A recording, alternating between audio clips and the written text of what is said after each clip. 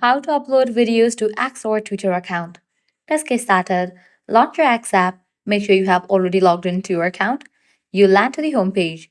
Now, at the bottom right, you're going to find this plus icon. Click on that. Now, from here, you can easily upload the video. Over here, you're going to find a fin icon. Click on this fin icon. With that, your gallery will open up. Now, you can go ahead and select the picture or the video that you want to upload.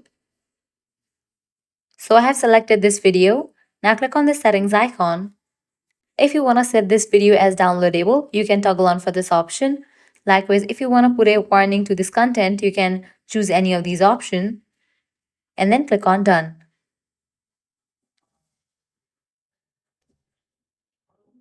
Now from here, you can trim this video, and once you are done, you can click on done. Click on add. Now here you can give a title and add caption to your video. Also, you can customize other settings and click on post. So this way you can easily upload videos to X or Twitter account.